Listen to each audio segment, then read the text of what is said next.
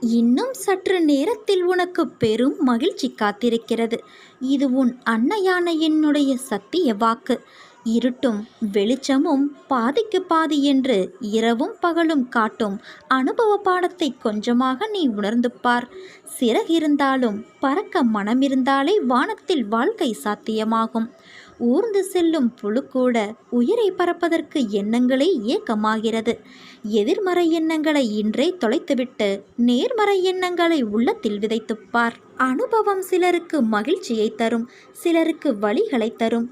மகிழ்ச்சியான அனுபவத்தை மனதில் வை. வழிகள் நிறைந்த அனுபவத்தை நீ வாழ்வில் முன்னேறும் ஏணிப்படிகளாக வை. எத்தனை வழிகள் வந்தாலும் ஏதாவது ஒரு வழி உண்டு. தட்டிய கதவுகள்தான் திறக்கப்படும். சிந்தனை முழுக்க வழியின் மேல் வைக்காமல் வழிகளின் மேல் செலுத்து.